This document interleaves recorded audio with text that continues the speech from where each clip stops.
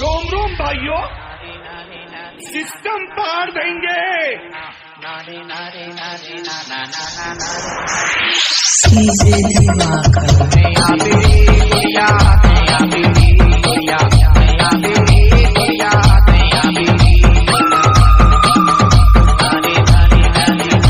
DJ निरुत्तम Kunjam चोबा ठाकुर टोला वाले, उसका मोबाइल नंबर है 88 48 12 36 40।